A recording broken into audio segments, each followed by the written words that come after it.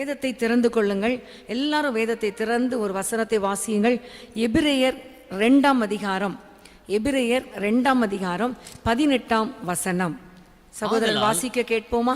ஆதலால் அவர்தாமே சோதிக்கப்பட்டு பாடுபட்டதினாலே அவர் சோதிக்கப்படுகிறவர்களுக்கு உதவி செய்ய வல்லவராயிருக்கிறார். ஆமென். இதுல நம்முடைய ஆண்டவருடைய ஒரு நல்ல ஒரு குணாதிசயத்தை இதிலே நாம் பார்க்கிறோம். நம்முடைய ஆண்டவர் எப்படிப்பட்டவர் என்பதை குறித்து தெளிவாக எழுதப்பட்டிருக்கிறது. ஆதலால் அவர் தாமே சோதிக்கப்பட்டு பாடுபட்டதினாலே சோதிக்கப்படுகிறவர்களுக்கு உதவி செய்ய வல்லவராயிருக்கிறார். ஆமென். அன்பான தேவனுடைய பிள்ளைகளே, இந்த நாட்கள் நம் ஆண்டவருடைய பாடு மரணங்களை தியானித்து கொண்டிருக்கிற நாட்கள். இதில் பார்க்கிறோம், ஆண்டவர் பாடுபட்டார், அவர் கஷ்டப்பட்டார். நம்ம எல்லாருக்கும் தெரியும், நம்முடைய பாரங்களை சுமக்க, நம்முடைய பாடுகளை நீக்கும்படி, நம்முடைய துக்கங்களை சுமக்கும்படி அவர் சிலுவையிலே பாடுபட்டார் என்பது நம்ம எல்லாருக்கும் தெரிந்த ஒரு காரியம். அதே வேளையில் இந்த வசனம் அழகாய் தெளிவாய் சொல்லுகிறது, அவர் பாடுபட்டதினால அதே பாதைகளின் வழியாக சென்று கொண்டிருக்கிற நமக்கு அவர் உதவி செய்ய வல்லவராயிருக்கிறார்.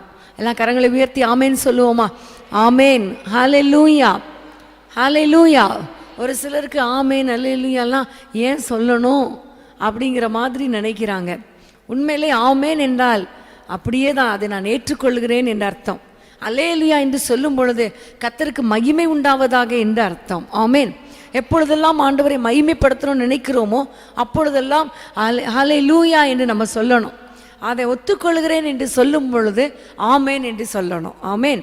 அப்போ பாருங்க, கர்த்தர் சோதிக்கப்பட்டதினால, அவர் பாடுபட்டதினால, பலவிதமான உபத்திரவங்கள் வழியாக அவர் கடந்து சென்றதினால என்ன நமக்கு சம்பாதித்து வைத்திருக்கிறார், அதே பாதையில் போற நமக்கு அவர் உதவி செய்ய வல்லமை உடையவராய் இருக்கிறார். அன்பான தேவனுடைய பிள்ளைகளே, இன்னைக்கு நீங்க மிகுந்த உபத்திரவத்தோடு இங்க வந்திருக்கலாம்.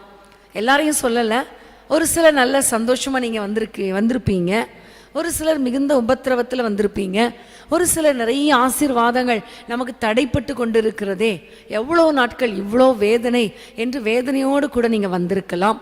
ஒரு சிலர் பயங்கரமான தரித்திரம், துக்கம், பாடுகள் இவற்றின் வழியாக வேதனையோடு கூட நான் வந்திருக்கிறேன் என்று சொல்லலாம். ஒரு சிலர் குடும்பத்தில் எப்போ பார்த்தாலும் பிரச்சனை, ஒரே சண்டை, குழப்பம், ஒரு பக்கம் கணவன் மனைவிக்கிடையே, ஒரு பக்கம் பெற்றோர் பிள்ளைகளுக்கிடையே, இப்படி பல விதமான பாடுகள், சண்டைகள், உபத்திரவங்கள் வழியாக இது எப்பொழுது மாறும் என்று தெரியலையே என்கிற ஒரு சூழ்நிலையோடு நீங்கள் இங்கே வந்திருக்கலாம். அல்லது இதே நேரத்தில் நீங்கள் எங்களோடு கூட இணைந்து இதை வாட்ச் பண்ணி கொண்டு இருக்கலாம். அன்பான தேவனுடைய பிள்ளைகளே, ஒன்றை புரிந்து கொள்ளுங்க, இந்த உலகத்தில் சோதனைகள் உண்டு, பாடுகள் உண்டு, உபத்திரவங்கள் உண்டுதான். ஆனா அந்த உபத்திரவங்களை கடந்து செல்ல ஆண்டவர் நமக்கு கிருபை கொடுப்பார். அந்த பாடுகளில் நமக்கு உதவி செய்ய நம்முடைய ஆண்டவர் நம்மோடு கூட இருப்பார். அவர் சொல்லுகிறார், உலகத்தில் உங்களுக்கு உபத்திரவம் உண்டு, ஆனாலும் திடன் கொள்ளுங்கள், நான் உலகத்தை ஜெயித்தேன். அவர் சிலுவையில் பாடுபட்டு சிலுவையில் ஜெயித்ததினால, பிசாசை ஜெயித்ததினால, உபத்திரவங்களை ஜெயித்ததினால, உலகத்தை ஜெயித்ததினால அவர் சொல்லுகிறார், நீங்கள் திடன் கொள்ளுங்கள், நீங்க சோர்ந்து போகாதீங்க, உங்களுக்கு நான் ஜெயத்தை தருவேன், உங்களுக்கு உதவி செய்வேன், இந்த பாடுகளை கடந்து செல்ல பலன் கொடுப்பேன், இந்த பாடுகளை நீக்கி போடுவேன். ஆமேன். இதை விட நமக்கு வேற என்ன வேணும் இல்லையா? கண்டிப்பா இது போதும் நமக்கு. அன்பான தேவனுடைய பிள்ளைகளே, பாருங்க, பெற்றோர் பிள்ளைகளை கரம் பிடித்து நடத்தும் பொழுது பிள்ளைங்க எதை குறித்தாவது கவலைப்படுவாங்களா? எதை குறித்தும் கவலைப்படவே மாட்டாங்க இல்லையா? அப்போ ஏனென்றால் அவங்களுக்கு தெரியும், கண்டிப்பா என்னுடைய தகப்பன் என்னை சரியான பாதையில் நடத்துவார். ஏனென்றால் அவர் ஏற்கனவே அந்த பாதையில் என்ன செய்திருக்கிறார், நடந்து வந்திருக்கிறார். அன்பான தேவனுடைய பிள்ளைகளே, சமீபத்தில் ஒரு சின்ன ஒரு எக்ஸாம்பிளை நான் கேட்க நேர்ந்தது. ஒரு தகப்பன் போய்கொண்டே இருக்கும் பொழுது தன்னுடைய பிள்ளையை கரம் பிடித்து நடத்தி கொண்டு போனானாம். அந்த பாதை கொஞ்சம் கரடு முரடாக இருந்துச்சாம். அப்போ கரடு முரடாக இருந்ததுனால அவன் என்ன செய்திருக்கிறார், தகப்பன் கரத்தை பிடித்து நடத்தி கொண்டே போயிருந்திருக்கிறான். கொஞ்ச தூரம் நடக்க நடக்க நடக்க திடீர்னு பார்த்தா அந்த பிள்ளையுடைய கால்களில் முட்கள்லாம் குத்தி, கல் குத்தி ரத்தம் வர்ற மாதிரி இருந்திருக்கு. கொஞ்சம் கால் வீங்கின மாதிரி அடிபட்டிருக்கு. அவன் அதுக்கு மேலே நடக்க முடியாமல் அப்பா கஷ்டமாக இருக்குன்னு கஷ்டப்பட்டு நடந்திருக்கான். உடனே இந்த தகப்பன் என்ன செஞ்சிருப்பாரு சொல்லுங்க பார்க்கலாம்? தகப்பன் என்ன செஞ்சிருப்பாரு? பிள்ளைய தூக்கி சுமந்துட்டு வந்திருக்கிறார். சுமந்துட்டே வந்த கொஞ்ச நேரம் கொஞ்சம் தூரம் நடந்தாச்சு. அதுக்கு மேலே தகப்பனுக்கு என்ன செய்ய முடியல, பிள்ளைய அதுக்கப்புறம் தூக்கிட்டு போக முடியல. அவன் தூக்கிட்டு போக முடியலன்னு உடனே அவர் என்ன பண்ணியிருக்கிறாரு, உட்கார வச்சு கொஞ்ச நேரம் ரெஸ்ட் எடுப்பா, அதுக்கப்புறம் நம்ம போகலான்னு சொல்லி உட்கார வச்சு அவனுடைய கால்கள் எல்லாம் ஏதாவது க்ளீன் பண்ணி எல்லாம் மருந்தெல்லாம் போட்டு க்ளீன் பண்ணிவிட்டு திரும்ப கொஞ்ச நேரம் தூக்கிட்டு நடந்து போயிட்டுருக்கார். இன்னும் கொஞ்சம் போன உடனே அவன் சொல்லியிருக்கிறான், டாடி நல்லா கொஞ்சம் கால் நல்லா வலியெல்லாம் குறைஞ்சிருச்சு, இனிமேல் நான் என்ன செய்கிறேன், கொஞ்சம் நானே நடக்கிறேன் அப்படின்னு சொன்ன பொழுது அந்த தகப்பனார் சொன்னாராம், பரவாயில்லப்பா நான் தூக்குறேன்னு சொன்னாராம். அப்புறம் கொஞ்சம் தூரம் தூக்குனதுக்கப்புறம் அவனே நான் இறக்கி விடுங்கன்னு சொன்ன உடனே அந்த தகப்பன் என்ன சொன்னாராம், நான் ஓகே நீ நடந்து வா, ஆனால் நீ என்ன செய்யணும்னா நான் உனக்கு முன்பாக நடக்கிறேன், நான் நடக்க நடக்க நடக்க என் காலடி தடத்தை பின்பற்றி அந்த காலடியில் நீ என்ன செய், உன் காலை வச்சு நட. அப்போனா என்ன ஆயிரும், நான் ஏற்கனவே அதில் கல் இருந்தால் அந்த கல் என்ன செஞ்சிடும், அமுங்கிரும், முள் இருந்தால் அது அமுங்கி போயிடும், எல்லாமே க்ளீன் ஆயிரும், நீ அந்த பாதையில் காலை வச்சு நட என்று சொல்லி நடத்தினாராம். அப்போ ஒரு சாதாரண தகப்பனே தன்னுடைய பிள்ளையை தன்னுடைய அடிச்சுவட்டில் நடந்து வரும்படி சொல்லுகிறதுக்கு காரணம், நான் பட்ட பாடுகளை என் பிள்ளை என்ன செய்யக்கூடாது, படக்கூடாது என்பதற்காக. அப்போ பாருங்க, நம்முடைய ஆண்டவர் நமக்காக நமக்கு முன்பாகவே எல்லா பாடுகளையும் பட்டதுனால அந்த பாடுகளை நம்ம படக்கூடாது என்பதற்காக, அதில் உதவி செய்வதற்காக ஏற்கனவே அவர் அந்த வழியில் நடந்து போய்விட்டு அடிச்சுவடுகளை நமக்காக வைத்து சென்றிருக்கிறார். நம்முடைய வேலை என்ன தெரியுமா, அவருடைய அடிச்சுவடுகளை பின்பற்றி அவருடைய அடிச்சுவடுகளை நடக்க வேண்டியதுதான் நம்முடைய வேலை. ஆமேன். ஆகவே இன்றைக்கு ஆண்டவர் நம்மோடு கூட பேச போகிற முக்கியமான சூழ்நிலை என்ன என்றால், ஆண்டவர் எந்தெந்த விதத்தில் அவர் சோதிக்கப்பட்டார், எந்தெந்த விதத்தில் சோதிக்கப்படுகிறவர்களுக்கு அவர் உதவி செய்கிறார். இன்னைக்கு நம்முடைய வாழ்க்கையில் எந்தெந்த விதத்தில் பாடுகள் வழியாக கடந்து செல்கிறோம், அவற்றிலே கர்த்தர் நமக்கு எப்படி உதவி செய்வார் என்பதை நாம் அறிந்து கொள்ளப் போகிறோம். ஆமேன். அன்பான தேவனுடைய பிள்ளைகளை, வேதத்தை நாம் திருப்பிக் கொள்ளுவோம். லூக்கா 22 அதிகாரம் 45 வசனத்தை ஒருவர் வாசிப்போமா? லூக்கா 22:45. அவர் ஜெபம் பண்ணி முடித்து எழுந்திருந்து தம்முடைய சீஷரிடத்தில் வந்து அவர்கள் துக்கத்தினாலே நித்திரை பண்ணுகிறதை கண்டு. போதும். இதுல பார்க்கிறோம், சீஷர்களை பார்த்து தன்னோடு கூட இருந்த சீஷர்கள், இவருக்கு தெரியும் கொஞ்ச நேரத்தில் உபத்திரவங்கள் வெளியாக போக போறேன், ஆகவே எனக்காக என்னுடைய சீஷர்கள் ஜெபித்தா எனக்கு ஒரு பலனா இருக்குமே என்று அவர் நம்பி இந்த சீஷர்களை பார்த்து எனக்காக நீங்க ஜெபம் பண்ணுங்கள், என்னோடு கூட விழித்திருங்கள் என்று சொல்லுகிறார். ஆனா அவங்க என்ன செஞ்சிட்டாங்க, சீஷர்கள் தூங்கிட்டாங்க. இதை பார்க்கும்போது நான் உங்களுக்கு சொல்ல விரும்புகிற காரியம், அவரோடு கூட இருந்தவர்கள் அவரை கைவிட்ட ஒரு சூழ்நிலை. நம்பிக்கைக்கு பாத்திரமானவர்கள் நம்பிக்கைக்கு விரோதமாய் நடந்து கொண்ட ஒரு சூழ்நிலை. சீஷர்களை நம்பினார், எனக்காக ஜெபம் பண்ணுவாங்க. எப்பவுமே பாருங்க, அநேக நேரங்களில் சில பிரச்சனைகள் வரும்பொழுது நம்ம தனியாக ஜெபம் பண்ணி அந்த பிரச்சனை என்ன செஞ்சிருவோம், மேற்கொண்டுருவோம். ஆனால் நிறைய சோதனை வரும்பொழுது, பிரச்சனை வரும்பொழுது, உபத்திரம் வரும்பொழுது நம்ம என்ன நினைப்போம், என்னோடு கூட சேர்ந்து ஊழியக்காரங்க ஜெபம் பண்ணா, அல்லது என் குடும்பத்தினர் ஜெபம் பண்ணா, என்னுடைய உறவினர்கள் ஜெபம் பண்ணா எனக்கு கொஞ்சம் பலனாக இருக்குமே, அல்லது என் மனைவி ஜெபம் பண்ணா, என் கணவர் எனக்காக ஜெபம் பண்ணா எனக்கு கொஞ்சம் நல்ல பலனாக இருக்குமே அப்படி நினைக்கிறோமா இல்லையா? நிறைய நேரங்களில் அதே மாதிரி தான் ஆண்டவரும் நினைச்சாரு. இவ்வளோ உபத்திரவங்கள் வெளியாக போக போகிறேன், என்னோடு கூட இருந்தவங்க, சந்தோஷமாக இருக்கும்போது கூட இருந்தவங்க, இந்த உபத்திரவமான பாடுகளில் என் கூட இருந்து எனக்கு ஒரு உறுதுணையா பிதாவை நோக்கி ஜெபம் பண்ணா நல்லா இருக்குமே நினைச்சாரு. ஆனால் அவங்க என்ன செஞ்சிட்டாங்க, தூங்கிட்டாங்க. அப்படின்னா என்ன அர்த்தம், ஆண்டவருடைய நம்பிக்கைக்கு பாத்திரமாய் நடக்கலை, அவரை கைவிட்டு விட்டார்கள். இன்னும் கொஞ்சம் நான் உங்களுக்கு சொல்ல விரும்புகிறேன். 54 வசனத்தை வாசிங்க. 54. அவர்கள் அவரை பிடித்த பின்பு பிரதான ஆசாரியருடைய வீட்டில் கொண்டு போய் விட்டார்கள். பேதுருவும் தூரத்திலே பின் சென்றான். எப்ப பார்த்தாலும் பேதுரு ஆண்டவரோடு கூடவே இருக்கிற ஒரு மனிதன், ஒரு சீஷன். எப்ப பார்த்தாலும் ஆண்டவரோடு கூட இருப்பார். ஆண்டவரே உம்மோடு கூட கடல்ல நான் நடப்பேன் அப்படின்லாம் சொல்ற ஆளு. இந்த இடத்துல பார்க்கிறோம், அவர் கஷ்டப்பட்டு நெருக்கப்பட்டு சிறைப்பிடிக்கப்பட்ட அந்த சூழ்நிலையில இவர் எங்க போனாராம்? தூரத்தில் பின் சென்றார். ஏன்னா பக்கத்துல போனா அவருக்கு ஒரு பயம், நம்மளையும் பிடிச்சிருவாங்க அப்படிங்கிற ஒரு பயம். பாருங்க, நெருங்கினவர்கள், உண்மையா அவர் நேசித்தவர்கள் அவரை கைவிட்டுட்டு தூரமா போயிட்டாங்க. இன்னும் கொஞ்சம் பார்த்தீங்கன்னா 57ஆம் வசனத்துல பார்த்தா பேதுரு தேவனை மறுதலித்து விடுகிறான். இவர் யாருன்னே தெரியாதுப்பா. எல்லாரும் கேட்குறாங்க, இவர் கூட தான் நீ இருந்த? இல்லை, எனக்கு இவர் யாருன்னே தெரியாது. கொஞ்சம் யோசித்து பாருங்க, யாரோ ஒருவர் இவரை தெரியாதுன்னு சொன்னா அது பிரச்சனை இல்லை. ஆனா 3.5 வருஷம் கூடவே இருந்து அவருடைய சாப்பாடை சாப்பிட்டு அவர் தங்குற இடத்துல தங்கி அவருடைய நிழல்ல வாழ்ந்த இந்த பேதுரு பாருங்க, அவன் சொல்றான் இவர் யாருன்னே தெரியாது. இன்னைக்கு கூட நிறைய சூழ்நிலைகளை பார்த்தீங்கன்னா நம்மளை ஆண்டவர் நல்லா உயர்த்தி வச்சிருக்கும் போது எங்கேயோ மூலையில் இருக்கவங்க கூட என்ன சொல்லுவாங்க தெரியுமா? இவங்கள எனக்கு தெரியும், அப்போ தெரியும், அப்போ தெரியும், எங்கள் அப்பாவுக்கு அப்பாவுக்கு அப்பாவுக்கு அப்படின்னு சொந்தம் கொண்டாடுவாங்க. ஆனால் நம்ம கஷ்டப்படும் போது, நெருக்கப்படும் பொழுது சொந்தங்கள் கூட என்ன செஞ்சிருவாங்க? இவங்க யாருன்னு எங்களுக்கு தெரியலை அப்படின்னு போயிடுவாங்க. காரணம் என்ன? எங்கே நம்ம அவங்ககிட்ட உதவி கேட்டுருவோமோ அப்படிங்கிற ஒரு பயம். அப்போது நெருக்கமானவங்க நம்மளை கைவிடும்போது நமக்கு அதோடைய வலி எப்படி இருக்கும்? ரொம்ப கஷ்டமாக இருக்கும்ல. அங்கே இருந்த பிரதான ஆசாரியன் அவரை ஆண்டவரை வாரினால் அடித்தது அவளுக்கு பெருசாக தெரியாது. ஆனால் சொந்த பேதுரு, சொந்த சீஷன், தன்னோடு கூட இருந்தவன் கைவிடும் பொழுது அந்த நிலைமை எவ்வளோ கஷ்டமாக இருக்கும். இன்னைக்கு நிறைய குடும்பங்களில் சொந்த மனைவி கைவிடுறாங்க, நிறைய குடும்பங்களில் சொந்த கணவன் கைவிட்டுறாங்க, நிறைய குடும்பங்களில் பிள்ளைகள் பெற்றோரை கைவிடுறாங்க, உதாசீனப்படுத்துகிறாங்க. நிறைய குடும்பங்களில் பெற்றோர் பிள்ளைகளை உதாசீனப்படுத்துகிறாங்க. இப்படி நிறைய பிரச்சனைகள். ஆனால் ஆண்டவர் அங்கே கைவிடப்பட்டார். ஆமேன்.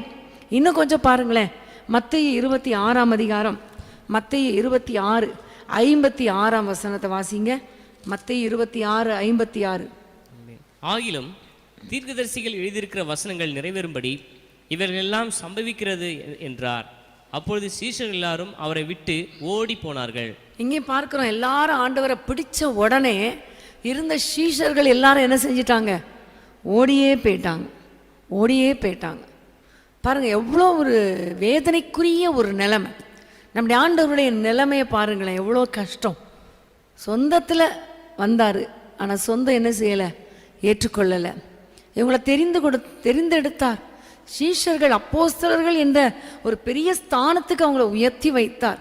இவங்க சொன்னா அற்புதங்கள் நடந்துச்சு, கையை நீட்டினா அற்புதம் நடந்துச்சு, பிசாசு ஓடிச்சு, அவ்வளோ வல்லமையெல்லாம் கொடுத்தாரு. ஆனால் அவங்க பிரச்சனை நேரத்தில், நெருக்கப்பட்ட நேரத்தில் எல்லாரும் கைவிட்டுட்டாங்க. அன்பான தேவனுடைய பிள்ளைகளே, நீங்களும் இதே பாதையில் போயிட்டு இருக்கீங்களா? இணையதளத்தின் வழியாக பார்த்துட்ருக்க உங்களை பார்த்து சொல்கிறேன், நீங்களும் இதே நெருக்கத்தின் வழியாக போயிட்டுருக்கீங்களா? நீங்கள் கவலைப்படாதீங்க. ஏன்னா இதே நெருக்கத்தில் போன ஆண்டவர் நம்மை ஒரு நாளும் கைவிட மாட்டார்.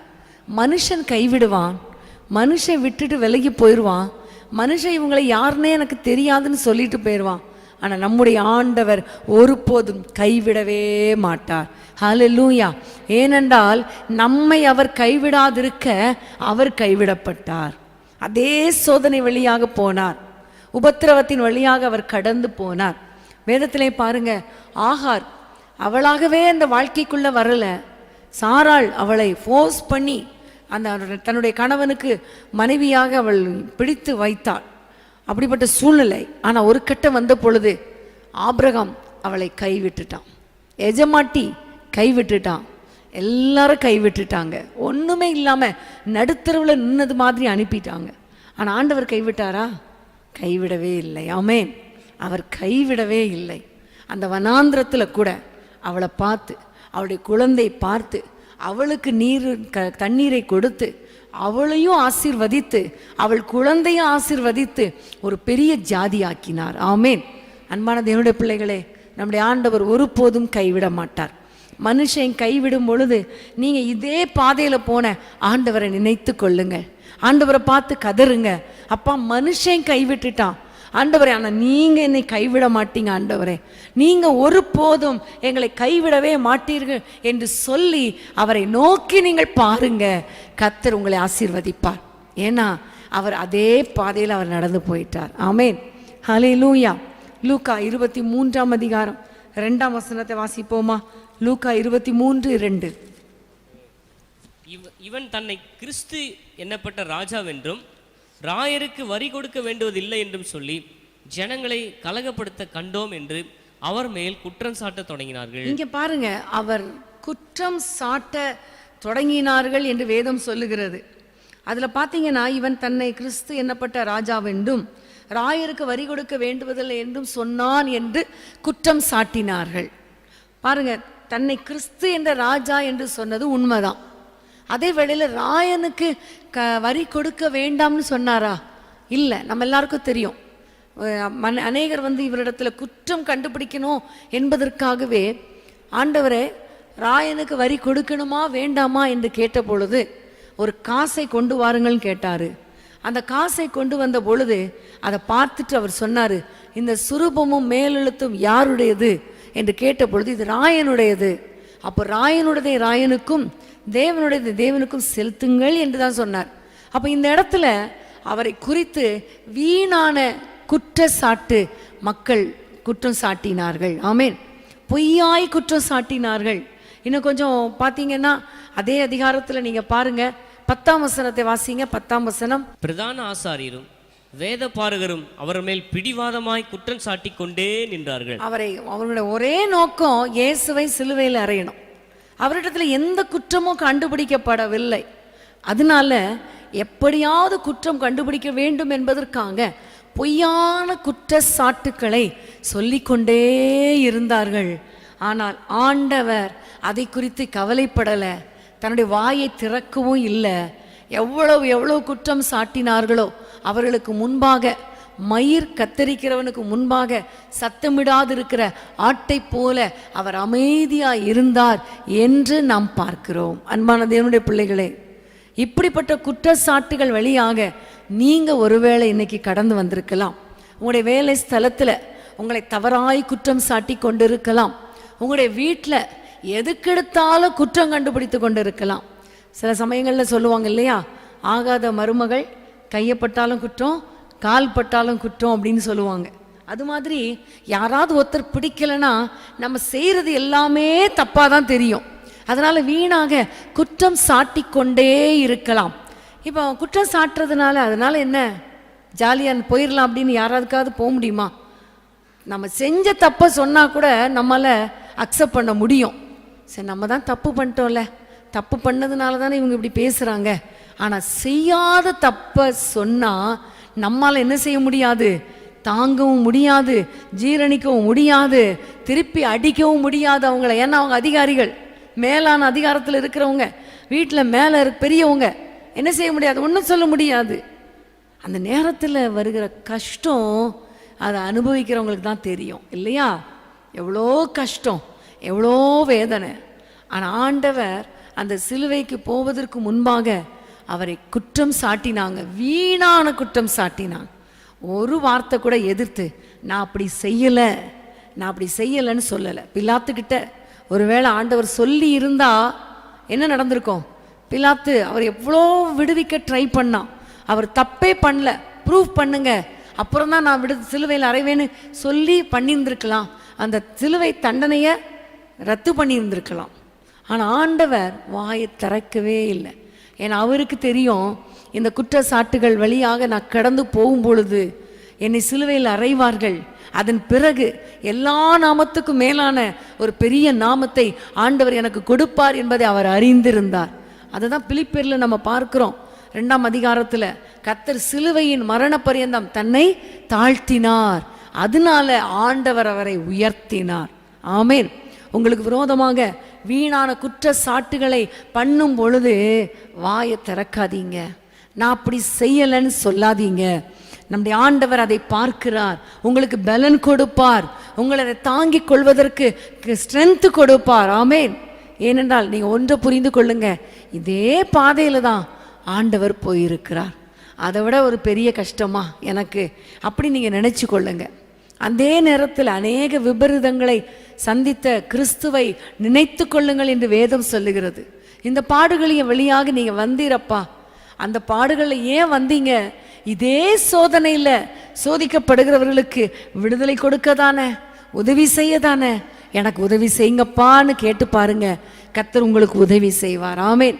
யோசேப்பை அவ்வளோ பெரிய குற்றச்சாட்டு, யோசேப்புக்கு வந்த குற்றச்சாட்டு மாதிரி அந்த மாதிரிலாம் குற்றச்சாட்டு நமக்கு வந்தால் நம்மளால் என்ன செய்ய முடியாது?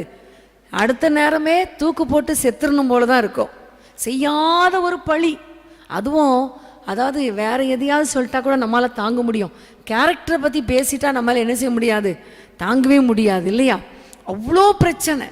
ஆனால் அது அமைதியாக ஏதாவது ஒரு வார்த்தை சொன்னானா? நான் செய்யலைன்னு சொன்னானா? சொல்லலை. அவன் அமைதியாக இருந்ததுனால தான் அவனுக்கு ராஜ மேன்மை கிடைத்தது. அவன் நான் சொல்லலை, அப்படி செய்யலைன்னு சொல்லியிருந்தா போத்திபார் கண்டிப்பாக நம்பி இருப்பான். ஏன்னா நம்பிக்கைக்கு பாத்திரமானவன், நம்பி இருப்பான். என்ன நடந்திருக்கும்?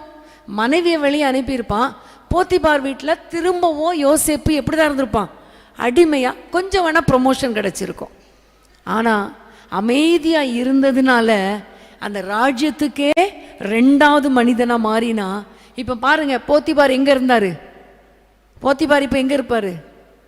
யோசேப்புக்கு கீழே. அன்னைக்கு அவர் எதிர்த்து பேசியிருந்தா விடுதலை கிடச்சிருக்கும். எங்கே தான் இருந்திருப்பார்? போத்திபாருக்கு கீழே யோசேப்பு இருந்திருப்பார். ஆனால் அமைதியாக இருந்ததுனால போத்திபார் யோசேப்புக்கு கீழே வந்துட்டான். இதுதான் ஆண்டவருடைய உயர்வு, கர்த்தர் கொடுக்கிற உயர்வு. அதனால் எவ்வளோக்கு எவ்வளோ உங்களை வீணாய் குற்றம் சாட்டுகிறாங்களோ நீ சோர்ந்து போகாதீங்க, கவலைப்படாதீங்க. நான் அப்படி இல்லைன்னு சொல்லாதீங்க. இதெல்லாம் ரொம்ப கஷ்டம், எனக்கும் சேர்த்து தான் நான் பிரசங்கம் பண்ணுறேன். கஷ்டமான காரியம். ஆனாலும் அந்த நேரத்தில் இதே பாடுகள் வழியாக கடந்து சென்ற ஆண்டவரை நினச்சிக்கோங்க. அவர் உங்களை உயர்த்துவார், உங்களுக்கு உதவி செய்வார். அவருக்கு கர்த்தர் எப்படி யோசேப்பை உயர்த்தினாரோ அதே மாதிரி உங்களை உயர்த்துவார். ஆமேன். வேதத்தில் அருமையான வசனம், நம்ம எல்லாருக்கும் தெரிந்த வசனம், மத்திய 5ஆம் அதிகாரம் 11ஆம் வசனம் எல்லாருக்கும் தெரிந்தது தான். திரும்ப அதை வாஸ்தா கொஞ்சம் நல்லா இருக்கும். மத்தேயு 5:11. என் நிமித்தம் உங்களை நிந்தித்து துன்பப்படுத்தி பலவித தீமையான மொழிகளையும் உங்கள் பேரில் பொய்யாய் சொல்வார்களானால் பாக்கியவான்களாய் இருப்பீர்கள். அடுத்த வசனம், சந்தோஷப்பட்டு களி கூறுங்கள், பரலோகத்தில் உங்கள் பலன் மிகுதியாய் இருக்கும். ஆமேன். ஹல்லேலூயா. பொய்யாய் சொல்வார்களானால், அது கவனிக்க வேண்டிய காரியம். வீணான குற்றச்சாட்டு வரும்போதுதான் நீங்கள் அமைதியாக இருந்தால், அதை சகித்து கொண்டால் ஆண்டவர் உங்களுக்கு ஒரு உதவி செய்வார், ப்ரொமோஷன் கொடுப்பார், பரலோகத்தில் பங்கு அதிகமாக இருக்கும். ஆனால் உண்மையிலே நீங்கள் தப்பு பண்ணீங்கன்னா அதை குறித்து குற்றச்சாட்டு வரும்பொழுது நீங்கள் நான் அப்படி செய்யலை அப்படி செய்யலைன்னெலாம் சொல்லாமல், ஆண்டவரே என்னை மன்னியும், நான் என்னை திருந்திக் கொள்வதற்கு மாற்றிக்கொள்வதற்கு எனக்கு கிருபை தாரும் என்று ஜெபிக்கணும். ஆமேன். வீணாய் குற்றம் சாட்டினா கண்டிப்பாக ஆண்டவர் உங்களுக்கு ஒரு உதவி செய்வார். ஏனென்றால் அவர் அதே பாதையில் கடந்து வந்திருக்கிறார். ஹல்லேலூயா. ஒவ்வொரு நாளும் வீணாய் உங்களை குற்றம் சாட்டும் பொழுது இன்னைக்கு கேட்ட பிரசங்கத்தை நீங்கள் மறந்துடாதீங்க. ஆண்டவரே இதை விட பெரிய பாதையில் போனாரே, நான் ஏமாத்துறேன், நீங்கள் என்னை உயர்த்துவீங்க ஆண்டவரே, நீங்கள் என்னை உயர்த்துவீங்க ஆண்டவரே, எனக்கு உதவி செய்வீங்க. சில சமயங்களில் தாங்க முடியல, இருதய பாரமாக இருக்குது, அவமானமாக இருக்குது. ஆனாலும் ஆண்டவரே நீங்கள் என்னை உயர்த்துவீங்க நம்புகிறேன் என்று ஒப்பு கொடுக்கும் பொழுது கர்த்தர் பெரிய காரியங்களை செய்வார். ஹல்லேலூயா.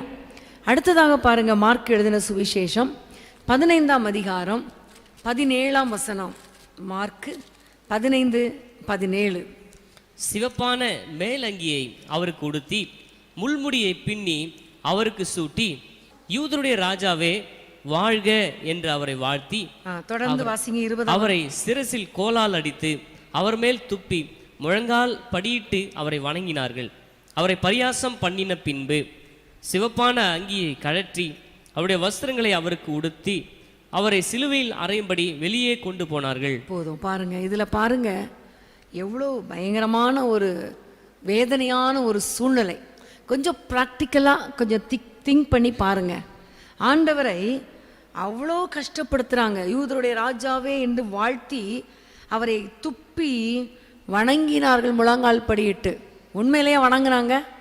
உண்மையிலேயே அவங்கள வாழ்த்துனாங்க? ஆண்டவரை அவமானப்படுத்தினாங்க, நிந்தித்தாங்க. அடுத்த வசனம் சொல்லுகிறது பரியாசம் பண்ணினார்கள். நம்முடைய ஆண்டவரை வேதனைப்படுத்தினாங்க, நிந்தித்தாங்க, அவமானப்படுத்துனாங்க. சில சமயங்களில் நீங்கள் பார்த்துருக்கிறீங்களா, உங்கள் குடும்பத்திலேயே உங்களை நிந்திக்கிறத பார்த்துருப்பீங்க, அவமானப்படுத்துறத பார்த்துருப்பீங்க. ஏதாவது ஒரு நல்ல காரியம் செஞ்சால் சிலர் நம்மளை நல்லா வாழ்த்துவாங்க. ஆனால் ஒரு சிலருக்கு நமக்கு பிடிக்காதவங்க என்ன செய்வாங்க தெரியுமா? ஆமாம், மகாராணி வந்துட்டாங்க, ராணி வந்துட்டாங்க, அம்மா வாழ்க அப்படின்னு சொல்லுவாங்க. பார்த்துருக்கீங்களா? நிறைய பேர் ரொம்ப வேதனைப்படுத்துவாங்க. அதாவது வேணும்ன்ட்டே அப்படி பேசுவாங்க, நிந்திப்பாங்க. நம்ம ஆண்டவரையும் அப்படி தான் அவங்க வேதனைப்படுத்தினாங்க. முழங்கால் படியிட்டு அவர்கள் வணங்குறாங்க, அவர் கோலால் அடிக்கிறாங்க, துப்புறாங்க. துப்புறது எப்படி? நம்ம ஏதாவது யாராவது ஒருத்தர் நம்ம போகும்போது காரி சிலச்சுமே துப்புறாங்கன்னா என்ன அர்த்தம்? நம்மளை நிந்திக்கிறாங்கன்னு அர்த்தம் இல்லையா? அந்த மாதிரி பாதையில் கடந்து வந்திருக்கீங்களா? நான் கடந்து வந்திருக்கேன். காரி துப்புவாங்க. அப்போ ரொம்ப வேதனையாக இருக்கும். ஆனால் வேதனையெல்லாம் சகிச்சதுனால தான் இன்னைக்கு கர்த்தர் ஆசீர்வதித்து வச்சிருக்கிறார். ஆமென். அப்போது நிறைய நேரங்களில் துப்பி இகழ்ந்து பரியாசம் பண்ணி நிந்தித்து, இன்னும் 29ஆம் வசனத்தை பாருங்க. அதே அதிகாரம் 29ஆம் வசனம்.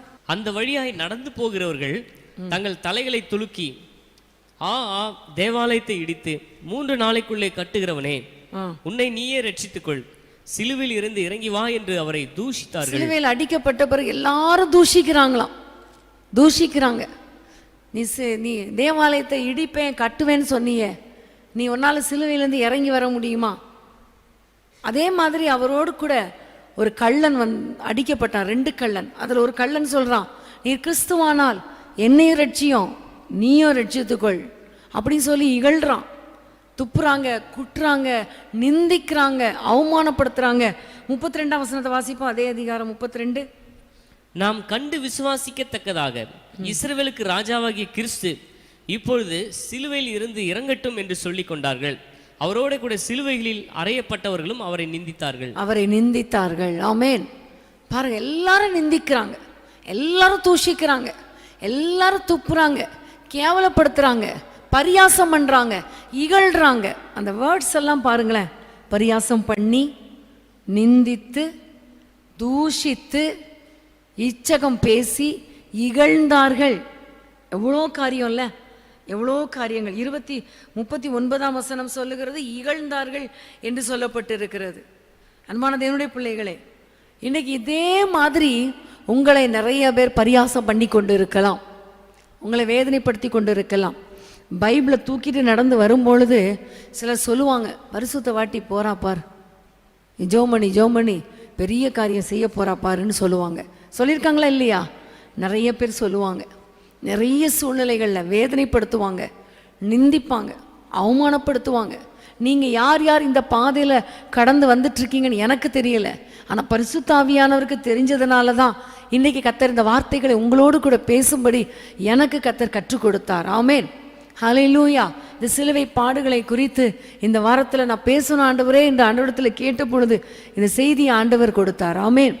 அப்போ எவ்வளவு நிந்தைகள், எவ்வளோ அவமானங்கள், எவ்வளோ பரியாசங்கள், எவ்வளோ இகழ்ச்சி, எவ்வளவு தூஷணங்கள் இந்த வழியாக கடந்து போயிட்டுருக்கீங்களா? கடந்து போயிட்டுருக்கீங்களா? கவலைப்படாதீங்க. இதே பாதையில் நம்ம தகப்பன் போயிருக்கிறார், இதே பாதையில் அவர் கடந்து போயிருக்கிறார். சில சொல்லுவாங்க, ஆண்டவருக்கு கூட பிரச்சனை வரல, எனக்கு தான் அவ்வளோ நிந்தைகள்மாங்க. இப்படி நிந்தைகள் பட்டிருக்கீங்களா? இவ்வளோ அவமானப்பட்டிருக்கீங்களா? இல்லை. ஆனால் நமக்கு வேறு விதமான நிந்தை, வேறு விதமான அவமானம். கிறிஸ்துவை பற்றிய விசுவாசத்துக்காக நிறைய பரியாசம், நிறைய இகழ்ச்சி. ஹல்லேலூயா. ஆனால் அந்த நேரத்தில் நீங்கள் ஆண்டவரை நினைத்து கொள்ளுங்க, ஆண்டவரை நோக்கி பாருங்க. ஏன்னா உலகத்தில் எந்த மனுஷரிடத்துலையும் என்னை அவங்க நிந்திக்கிறாங்க, இவங்க பரியாசம் பண்ணுறாங்க, இவங்க தூஷிக்கிறாங்கன்னு போய் சொல்ல முடியாது. ஆனால் ஆண்டவரிடத்தில் மட்டும் சொன்னாதான் அவரால் தான் இந்த பிரச்சனையை புரிந்து கொள்ள முடியும், அவரால் தான் உங்களுக்கு ஒரு உதவி செய்ய முடியும். ஏன்னா அவர் அதே பாதையில் கர்த்தர் கடந்திருக்கிறார். அழகான வசனம், அவர் சோதிக்கப்பட்டு பாடுபட்டதினாலே சோதிக்கப்படுகிறவர்களுக்கு உதவி செய்ய வல்லவராக இருக்கிறார். இதே சோதனையை இதே சூழ்நிலையில் அவர் கடந்து வந்ததுனால உங்கள் வாழ்க்கையில் அந்த நிந்தைகளை மாற்ற முடியும். நிந்திக்கப்படுகிற சூழ்நிலைகளை உங்களை பலப்படுத்த முடியும், உங்களை ஸ்ட்ரென்தன் பண்ண முடியும், உங்களுக்கு சந்தோஷத்தை கொடுக்க முடியும், உங்களுடைய வாழ்க்கையில் ஒரு அற்புதத்தை செய்ய முடியும். அந்த நிந்தைகள் உங்களை வேதனைப்படுத்தாதபடிக்கு உங்களுடைய இருதயத்தை பலவிதமான சந்தோஷத்தினால நிரப்ப முடியும். ஆமேன், ஹல்லேலூயா, ஹல்லேலூயா. அன்பான தேவனுடைய பிள்ளைகளே, இன்றைக்கு நீங்கள் ஆண்டவரை பார்த்து சொல்லிடுங்க, அப்பா இந்த பாடுகள் வழியாக நான் போகிறேன், ரொம்ப கஷ்டமாக இருக்குது, ரொம்ப கஷ்டமாக இருக்குது. நீங்கள் ஆண்டவரிடத்தில் சொல்லுங்கள், கர்த்தர் உங்களுக்காக யாவற்றையும் செய்து முடிப்பார். ஆமேன்.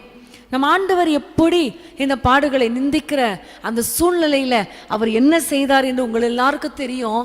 ஆண்டவர் இந்த நிந்திக்கிறவர்களை பார்த்து பிதாவை நோக்கி கர்த்தர் சொன்னார், பிதாவே இவர்களுக்கு மன்னியும், இவர்கள் செய்கிறது இன்னதென்று அறியாதிருக்கிறார்களே. அந்த நிந்திக்கப்பட்ட சூழ்நிலையில், அவமானப்படுத்தப்பட்ட சூழ்நிலையில், பரியாசம் பண்ணப்பட்ட சூழ்நிலையில் ஆண்டவர் செய்த காரியம் என்ன தெரியுமா? அவர்களுக்காக மன்னிப்பின் ஜெபத்தை ஏறெடுத்தார். ஆமேன். இன்னைக்கு நம்மால் அப்படி பண்ண முடியுமா? பண்ண முடியுமா? முடியவே முடியாது. தூஷிக்கிறவங்களுக்கு பதில் என்ன செஞ்சாகணும்? தூஷிக்கணும். அவங்க 10 வார்த்தை பேசுனா நம்ம 20 வார்த்தை பேசி அவங்கள தூஷிக்கணும். அல்லது அதை எப்படி சொல்றது என்று சொல்லி யார்கிட்டையாவது சொல்லி அவங்கள திட்ட வைக்கணும். அப்போதான் நமக்கு தூக்கமே வரும். ஆனால் ஆண்டவர் என்ன செஞ்சார் தெரியுமா? நம்ம அது வழியாக நடப்பதற்கு ஒரு மாதிரியை வைத்து போனார். இந்த நிந்திக்கிறவங்கள பார்த்து சொல்லுகிறார், இவங்க செய்கிறது இன்னதென்று தெரியாது இருக்கிறாங்களே, மன்னியும் ஆண்டவரே. ஹல்லேலூயா. அதுதான் ஆண்டவர் உயிரோடு வாழ்ந்த காலத்தில் மத்தேயு 5ஆம் அதிகாரத்தில் சொன்னார். 44ஆம் வசனத்தில் ஆண்டவர் எல்லாத்தையுமே முதல்ல சொல்லி கொடுத்துட்டார். மத்தேயு 5ஆம் அதிகாரம் 44ஆம் வசனத்தை வாசிக்க கேட்போம்.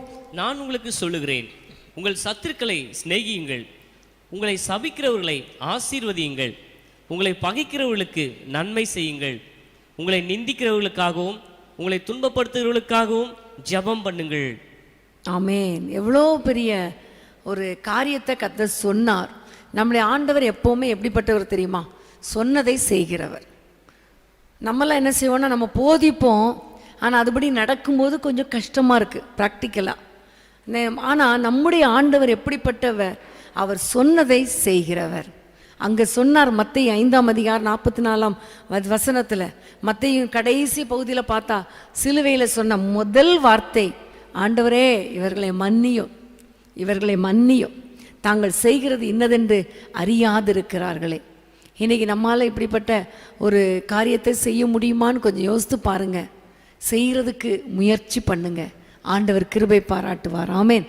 துன்பப்படுத்துகிறவங்களை தூஷிக்கிறவங்களுக்கு எதிராக நீங்கள் பேசாமல், எதிர்பேச்சு பேசாமல் அவங்கள ஆசீர்வதித்து ஜெபம் பண்ணுங்க. நிந்திக்கிறவங்களுக்காக ஜெபம் பண்ணுங்க, பதில் பேசாதீங்க, ஆசீர்வதிங்க.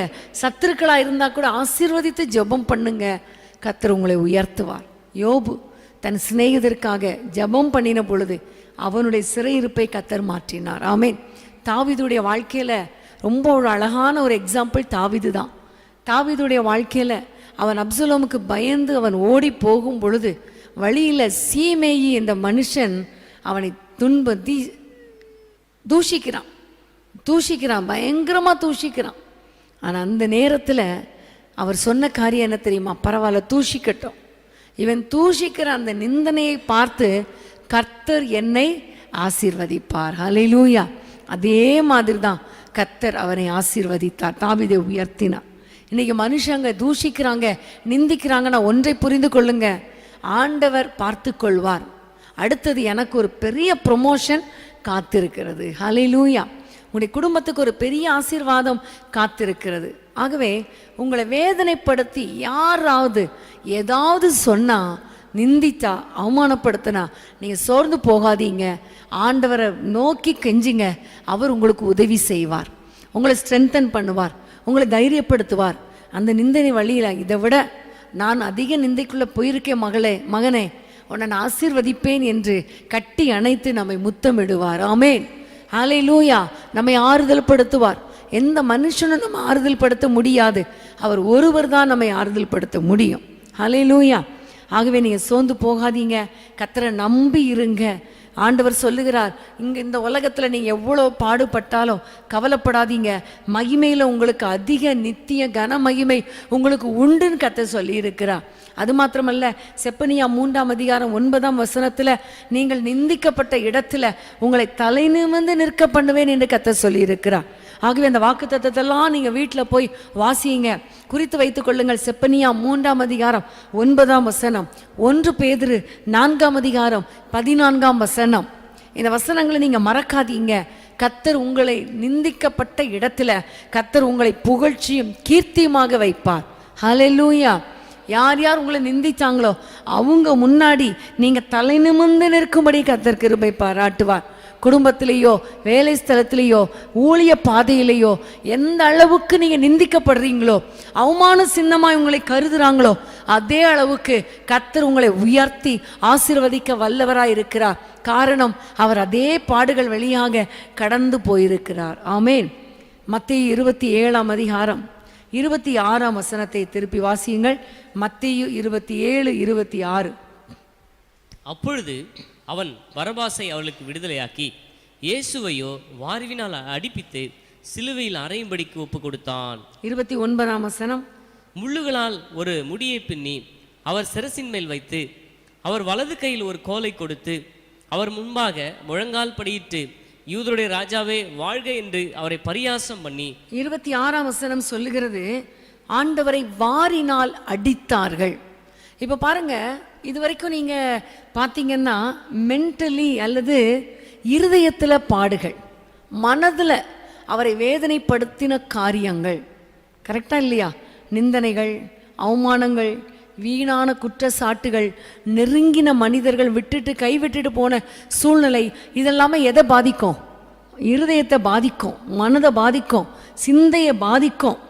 ஆனால் இப்போ பாருங்க, பிராக்டிக்கலாக ஆண்டவர் சரீரத்தில் பாடுபடுகிறார், சரீரத்தில் அடிக்கப்படுகிறார், வாரினால் அடிக்கப்படுகிறார். அடுத்த வசனத்தை வாசித்தோம், முள்ளினால ஒரு முடியை பின்னி சிரசில் வச்சு அடித்தாங்க. சிரசில் முள்ளு குத்துனா, முள்ளை வச்சு அடித்தா எப்படி இருக்கும்? ரத்தம் வந்தது, தலையில் வந்தது. வாரினால் அடிக்க அடிக்க அவர் வாரில் முதுகில் இருந்து சேவர்கள் கையில் வைத்திருக்கிற வார் எப்படிப்பட்டது அப்படின்னா, அந்த வாரில் நுனியில் பல இரும்பு பால்ஸ் நிறைய இருக்குமா. அப்படி அடிக்கும் பொழுது அது முதுகில் போய் இருக்கிறார். அதுக்கப்புறம் நியாயம் விசாரிக்கப்பட்டிருக்கிறார். அங்கேருந்து இந்த இடத்துக்கு, அங்கேருந்து அங்கே, இங்கன்னு அவர் அலக்கழிச்சிருக்கிறாங்க. நாங்கள் இஸ்ரேல் தேசத்துக்கு போகும்போது அவர் காவலில் வைக்கப்பட்ட இடங்கள், அவர் தூக்கிட்டு இழுத்துட்டு போன இடங்கள், சிலுவையை சுமந்துட்டு போன இடங்கள், அந்த முள்ளை அடித்த இடம், அப்புறம் சிலுவையில் அடிக்கப்பட்ட இடம், இதெல்லாம் பார்க்கும் பொழுது உண்மையிலே ஆண்டவர் எவ்வளோ பாடுகள் பட்டு இருக்கிறார். ஒரு பக்கம் சிலுவையை சுமந்து கொண்டு போகிறார், சிலுவையை சுமக்க முடியாமல் கீழே விழுறார், திரும்ப தூக்கி சுமக்கிறார். கொஞ்ச தூரம் ஒரு சீமோன் என்ற ஒரு மனிதனை சுமக்கும்படி செய்கிறாங்க. எவ்வளோ கஷ்டம், பாடுகள், ரத்தம் சொட்டிக்கிட்டே இருக்குது, குடிக்கிறதுக்கு எதுவுமே கிடையாது. தாகம் ஒரு பக்கம், சரீரத்தில் தாகம் வந்தால் நமக்கே தெரியும், நடக்க முடியுமா? நமக்கு தெய்வீக ஆரோக்கியத்தை கொடுக்கும்படி கர்த்தர் நமக்காக சிலுவையில் அவ்வளோ பாடுகளை சுமந்தார். எவ்வளவு பாடுகள், எவ்வளவு உபத்திரவங்கள். என்னுடைய வாழ்க்கையில் கூட எனக்கு பல பிரச்சனைகள், பல போராட்டம். ஒரு முறை நாங்கள் இஸ்ரேல் தேசத்துக்கு போயிருக்கும் பொழுது ஒரு குருத்தோலையை பிடித்து கொண்டு வந்த அந்த ரோட்டில் நடந்து போயிட்டே இருக்கும் பொழுது திடீரென்று சொல்லி நான் எல்லாரும் நான் கைட் பண்ணி வாங்க வாங்க எல்லாரும் அப்படியே போகலான்னு சொல்லி அவங்களெல்லாம் நான் கைட் பண்ணி கூட்டிகிட்டே வரும் பொழுது திடீரென்று சொல்லி தரையில் பயங்கரமான கண்ணாடி துண்டுகள், அப்போ தான் ஒரு ஆக்சிடெண்ட் நடந்திருக்கும் போல இருக்குது, காருடைய கண்ணாடி துண்டுகள் விழுந்து கிடந்துச்சு. அப்போ விழுந்து கிடக்கும் பொழுது அந்த கண்ணாடி துண்டில் என் கால் சறுக்கி அப்படியே நான் அது ஸ்டீப்பாக அப்படி இருக்கும், அப்படியே நான் விழுந்து என் கால்களில் பாதத்தில் அடிபட்டு ரொம்ப ரத்தம் வந்து எனக்கு நடக்க முடியாத ஒரு சூழ்நிலை வந்துச்சு. அப்போது அதுக்கு முன்பாக கண்ணாடி துண்டுகள் இருக்குது, எனக்கு பின்னாடி எல்லோரும் வந்துட்டுருக்காங்க. அப்போ அந்த இடத்துல ஸ்டாப் ஆகிட்டோம், எல்லாருமே ஸ்டாப் ஆகிட்டோம். ஸ்டாப் ஆகி அந்த எனக்கு என்னுடைய காலில் அடிபட்டதை எல்லாரும் பார்த்துட்டு வேதனையோடு நின்றுட்டு இருந்தாங்க. அப்புறம் கொஞ்ச நேரத்தில் சரி எனக்கு ஒரு கர்ச்சீஃப் வச்சு நல்லா காலில் கட்டு போட்டுட்டு திரும்ப நாங்கள் கர்த்தர் பலப்படுத்தினார், நடந்து வந்தோம். அப்போ நடந்து வரும்பொழுது எல்லாரும் என்ன செஞ்சிட்டாங்க, நல்ல வேளை சிஸ்டர் நீங்கள் பார்த்து நீங்கள் விழுந்ததுனால நாங்கள் என்ன செஞ்சிட்டோம், தப்பிச்சிட்டோம். நிறைய சின்ன பிள்ளைங்க அந்த டீமில் வந்திருந்தாங்க. அதனால் எல்லாரும் நாங்கள் என்ன பண்ணிட்டோம், சைடாக போயிட்டோம். இப்போ நீங்கள் விழாமல் இருந்தால் யாராவது சின்ன பிள்ளைங்க யாருக்காவது பிள்ளை பெரியவங்களுக்கு விழுந்து அடிபட்டிருக்கோன்னு ஒருத்தர் சொன்னார் அந்த டீமில். அப்போ நான் அந்த பாதையில் யோசித்து பார்த்தேன், நம்ம ஒருத்தர் கீழே விழுந்ததுனால இவ்வளோ டீம் வந்து பாதுகாக்கப்பட்டாங்கன்னா, ஆண்டவர் சிலுவையில் அடிக்கப்பட்டதினால, கஷ்டப்பட்டதினால, ரத்தம் சிந்துறதுனால எவ்வளோ பேருக்கு ஆசீர்வாதத்தை கர்த்தர் சுமந்து நமக்கு சம்பாதித்து வைத்திருக்கிறார். ஆமென், ஹல்லேலூயா. அன்பான தேவனுடைய பிள்ளைகளே, உங்கள் வாழ்க்கையில் பலவிதமான பாடுகள் வரும்பொழுது ஒன்றை புரிந்து கொள்ளுங்க, நான் அந்த பாடுகளில் அந்த விடுதலை அடையும்படி, நான் அந்த சரீர வேதனையிலிருந்து சுகத்தை பெற்றுக்கொள்ளும்படி கிறிஸ்து எனக்காக அவ்வளோ பாடுகளை சுமந்தார். ஆமென், ஹல்லேலூயா, ஹல்லேலூயா. ஒரு சம்பவத்தை நான் வாசித்தேன். ஒரு இடத்துல ஒரு தீ விபத்து ஏற்பட்ட பொழுது, அந்த தீ விபத்து ஏற்பட்ட பிறகு எல்லாத்தையும் அந்த முடிஞ்சதுக்கப்புறம் எல்லாரையும் அணைச்சி, எல்லா வாட்டர் வந்து ஃபயர் என்ஜின் வந்து எல்லாத்தையும் அணைச்சிட்டு எல்லாத்தையும் க்ளீன் பண்ணிகிட்டு இருந்தாங்களாம். க்ளீன் பண்ணிட்டு இருக்கும் பொழுது ஒரு இடத்துல அந்த க்ளீன் பண்ணும்போது எரிஞ்சு சாம்பலாக இருந்த ஒரு காரியத்தை தள்ளின பொழுது, அதை அப்படி தள்ளின உடனே உள்ளேருந்து சில குஞ்சுகள் புறப்பட்டு வெளியே வந்துச்சான். அப்போ தான் அவங்க பார்க்குறாங்களாம், என்ன அப்படின்னு பார்க்கும் பொழுது ஒரு காட்டுக்கோழி அந்த அந்த ஃபுல்லாக அது மூடி இருந்தது வந்து இறகுகள் எல்லாம் கரிஞ்சு போய் கருகி கிடந்தது. ஒரு கோழி, ஒரு பெரிய காட்டுக்கோழி. அப்போ அந்த காட்டுக்கோழி மரித்து போச்சு.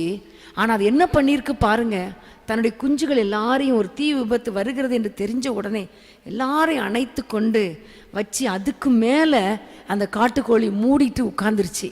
அதனால் தீ விபத்து இது மேலே வந்து எரிய எரிய அந்த பாடுகள், இப்போ எரியும் போது எவ்வளோ வேதனையாக இருந்திருக்கும்ல. ஒரு சின்ன ஸ்டவ் சுட்டுருச்சுன்னா, குக்கர் சுட்டுருச்சுன்னா எப்படி இருக்குது, அப்போ அது எரிய எரிய எவ்வளோ வேதனைகளை அனுபவிச்சிருக்கோம். ஆனால் ஒன்று என்ன நினச்சிது, அது நான் பாடுபட்டால் கூட பரவாயில்ல, என் பிள்ளைங்க என்ன செய்யணும், காப்பாற்றப்படணுங்கிறதுக்காக அவ்வளோ பாடுகளை சுமந்து தீர்த்து இருந்திருக்கிறது. அதுக்குள்ளே எல்லாம் வந்து அணைச்சி க்ளீன் பண்ணி பார்த்துருக்காங்க. அந்த குஞ்சுகள் சுகத்தோடு வெளியே புறப்பட்டு வந்திருக்கு. இதே மாதிரி தான் நம்ம ஆண்டவர் நம்ம பாடுபடக்கூடாதுங்கிறதுக்காக அவர் சிலுவையில் பாடுபட்டார். நம்ம பாடுகளை உதவி செய்வதற்காக தான் அவர் சிலுவையில் அவ்வளோ சரீர பாடுகளை பட்டார். ஆமென், ஹல்லேலூயா. அன்பான தேவனுடைய பிள்ளைகளே, உங்கள் வாழ்க்கையில் நீங்கள் இந்த சரீர பாடுகள் வரும்பொழுது, கைவலி கால்வலி எல்லாம் வரும்போது நீங்கள் நினைப்பீங்க, என்ன மாதிரி யாருமே பாடு அனுபவிக்கலப்பா அப்படின்னு நினைப்பீங்க. சிலர் சொல்லுவாங்க, யோபு கூட என்ன மாதிரி பாடுபடலைன்னு சொல்லுவாங்க. அவங்கள நினச்சி சிரிக்கிறதா அழுறதானே தெரியாது. யோபு எவ்வளோ பாடுபட்டான் இல்லையா? ஆனால் ஆண்டவர் நம்முடைய பாடுகளை, அந்த ஆண்டவர் பட்ட பாடு அதுக்கு மேலே யோபு பட்ட பாடும் கஷ்டம்தான். ஆனால் ஏன் பாடுபட்டார், ஏன் உபத்திரவப்பட்டார், ஏன் அடிக்கப்பட்டார், ஏன் சோதிக்கப்பட்டார்? சோதிக்கப்படுகிற நமக்கு, பாடுபடுகிற நமக்கு உதவி செய்வதற்காகத்தான். ஆமென், ஹல்லேலூயா. நீங்கள் அதை மறந்துடாதீங்க. இன்றைக்கு நீங்கள் நம்ம எல்லாம் ஜெபிக்க போகிறோம். என்னென்ன உபத்திரவங்கள் வழியாக வந்திருக்கிறீங்களோ, நீங்கள் ஆண்டவர் மேலே உங்கள் பாரத்தை வைக்க போகிறீங்க, உங்களுடைய பிரச்சனையை வைக்க போகிறீங்க, உங்களுடைய போராட்டங்களை வைக்க போகிறீங்க. கர்த்தர் உங்களுக்கு ஒரு விடுதலை கொடுக்க போகிறார். ஹல்லேலூயா, ஹல்லேலூயா, ஹல்லேலூயா. இந்த வசனங்களை நீங்கள் மறந்துடாதீங்க. இந்த ஒவ்வொரு நாளும் சிலுவை பாடுகளை நினைக்கும் பொழுது ஒரே ஒரு சந்தோஷம் நமக்கு என்ன, ஆண்டவர் எனக்காக அடிக்கப்பட்டார், என் துக்கங்களை சுமந்து கொண்டார், எனக்கு உதவி செய்யும்படி அவர் பாடுபட்டார். அது எவ்வளோ பெரிய சந்தோஷம் இல்லையா? நீங்கள் ஒரு நாளும் ஆண்டவரை மறந்துடாதீங்க. இந்த பாடுகளை பட்ட ஆண்டவரை மறந்துடாதீங்க. எவ்வளவு பிரச்சனைகள் போராட்டங்கள் வந்தாலும் கர்த்தர் எனக்காக யாவையும் செய்து முடிப்பார் என்று நம்புங்க. நீங்கள் நம்புங்க, உங்களுடைய நம்பிக்கை ஒரு நாளும் வீண் போகாது. ஹல்லேலூயா. எல்லாரும் எழுந்து நின்று ஆண்டவரை நோக்கி ஜெபிக்க போகிறோம். இந்த சோதனை வழியா என்னென்ன சோதனை வழியா நீங்க போறீங்களோ ஆண்டவரை நோக்கி பார்க்க போறீங்க. அவர் உங்களுக்கு உதவி செய்ய போகிறார். ஹல்லேலூயா, ஹல்லேலூயா. இன்னைக்கு ஆண்டவர் நமக்கு உதவி செய்ய போகிறார். எல்லாரும் கண்களை மூடி ஆண்டவரை நோக்கி பார்க்க போகிறோம். ஹல்லேலூயா. விலையேறப்பெற்ற அவருடைய திரு இரத்தத்தை நமக்காக சிந்தினாரே, நமக்காக அடிக்கப்பட்டாரே, நமக்காக சிந்தினாரே. அந்த ஆண்டவரை நோக்கி பார்ப்போமா? ஆண்டவரை நோக்கி பார்ப்போமா? எவ்வளவு நிந்தனைகள் வந்தாலும், எவ்வளவு அவமானங்கள் வந்தாலும் நீங்கள் ஒன்றும் மறந்து போகாதீங்க. காக்கும் தேவன் நமக்கு உண்டு. ஆமேன். காக்கும் தெய்வம் நமக்கு உண்டு. அவரை மாத்திரம் நம்புங்க. இந்த நிந்தைகள் அவமானங்களை கடந்து செல்ல கர்த்தர் நமக்கு கிருபை பாராட்டுவார். ஒருவேளை வீணான குற்றச்சாட்டுகள் வழியாக, வீணான நிந்தனை வழியாக நீங்க கடந்து வந்திருக்கலாம்.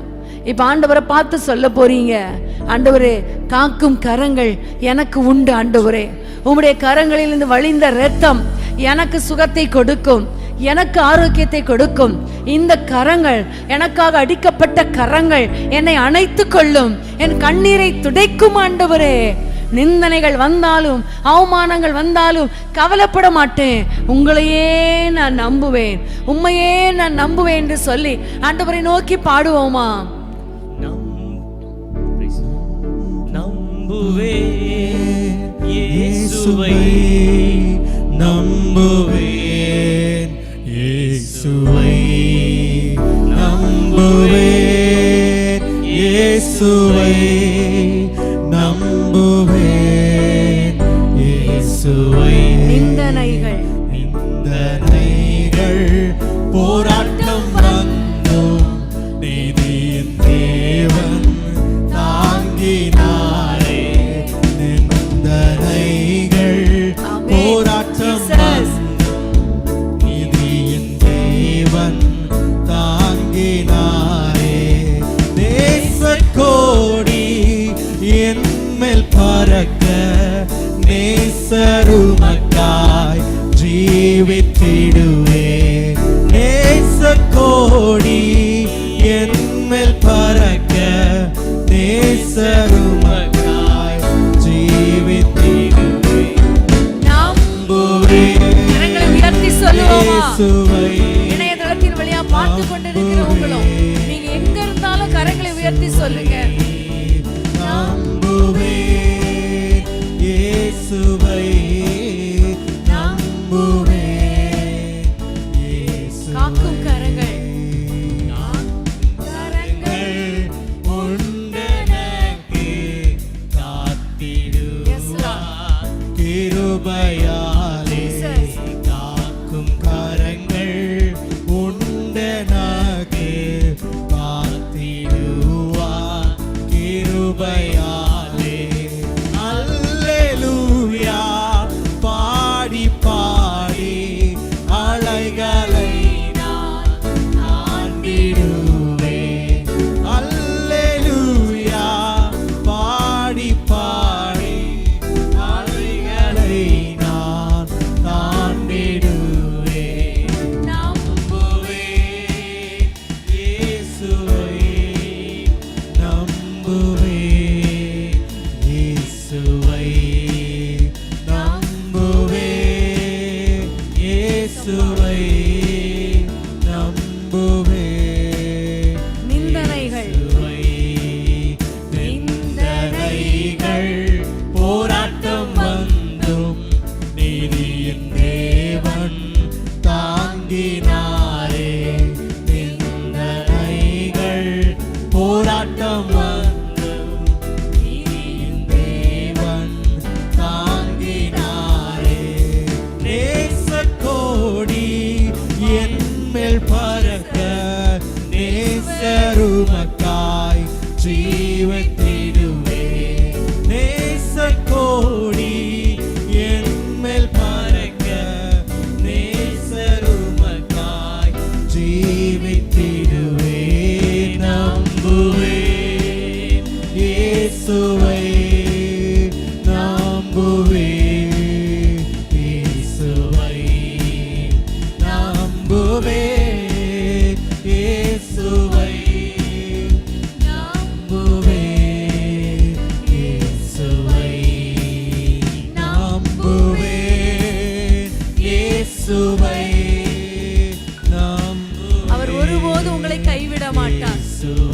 நம்புவேன்னு சொல்லுங்க. ஏசப்பான்னு சொல்லுங்க. உங்களை கைவிட மாட்டார். உங்களுக்கு உதவி செய்வார். உங்களை உபத்திரவங்களை பாதுகாப்பார். உங்களை வழிநடத்துவார். நம்புவேன் இயேசுவை. ஏசப்பா உங்களை நம்புறேன்பான்னு சொல்லுங்க.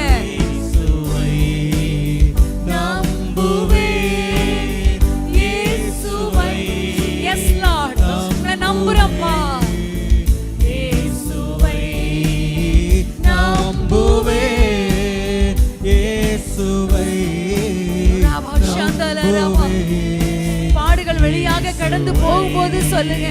நம்புவே இயேசுவை நம்புவே இயேசுவை அத்திமரம் துளிர் விடாமல் ஆட்டு மந்தை முதலற்றாலும் ஆமென். எவ்வளவு கஷ்டங்கள் வந்தாலும் குறைவுகள் வந்தாலும் போராட்டங்கள் வந்தாலும் முதலற்றாலும் கர்த்தருக்கு காத்திருப்போர் வெட்கப்பட்டு போவதில்லை. ஆமென். நீங்கள் வெட்கப்பட்டு போவதில்லை. வேலை ஸ்தலத்தில் நீங்கள் வெட்கப்பட்டு போவதில்லை. குடும்பத்தில் வெட்கப்பட்டு போவதில்லை. சொல்லுங்க அப்பாவை பார்த்து. நம்புவே இயேசுவை நம்புவே இயேசுவை நம்புவே இயேசுவை நம்புவே இயேசுவை காக்கும் கரங்கள் காக்கும் கரங்கள் உண்டனாக்கு காத்திடுவார் கிருபையாலே. காக்கும் கரங்கள் உண்டனாக்கு காத்திடுவார் கிருபையாலே. அல்லேலூயா பாடி பாடி அலைகளை நான் தாண்டிடுவேன். எல்லா போராட்டங்களையும் தாண்டி செல்ல கிருபை தருவார். தப்பி செல்ல வழி காட்டுவார். சோர்ந்து போகாதீங்க. நம்புவேன்னு சொல்லுங்க. உங்களை மாத்திரம் நான் நம்பு ஆண்டவரே. எல்லா சூழ்நிலையிலும் உங்களை நம்புற ஆண்டவரே. குற்றச்சாட்டுகள் வரல ஆண்டவரே. உங்களை நம்புற ஆண்டவரே. நிந்தனைகள் வரல ஆண்டவரே. உங்களை நம்புற ஆண்டவரே. சரீரத்திலே பலவீனங்கள் வரல ஆண்டவரே. உங்களை நம்புற ஆண்டவரே. நம்பினவர்கள் கைவிடல ஆண்டவரே. உங்களை நம்புற ஆண்டவரே. மனுஷர்கள் கைவிடல ஆண்டவரே. உங்களை நம்புற ஆண்டவரே. உங்களை நம்புற ஆண்டவரே. உங்களை நம்புற ஆண்டவரே. இயேசுவை நம்புவே இயேசுவை. தேவனுடைய பிள்ளைகளே, இச்செய்தி உங்களுக்கு மிகுந்த ஆசீர்வாதமாக இருந்ததென்று நாங்கள் நம்புகிறோம். தொடர்ந்து எங்கள் செய்திகளை கேட்டு கர்த்தருக்குள் ஆசீர்வதிக்கப்பட ஜீசஸ் மீட்ஸ் மினிஸ்ட்ரீஸ் என்கிற எங்கள் யூடியூப் சேனலை சப்ஸ்கிரைப் செய்யுங்கள். மேலும் உங்கள் ஜெப உதவிக்கு எங்களோடு நீங்கள் தொடர்பு கொள்ள வேண்டிய தொலைபேசி எண் 9842252836 மற்றும் 7299546363. Email gpsrobinson@hotmail.com. கர்த்தர் உங்களை ஆசீர்வதிப்பாராக.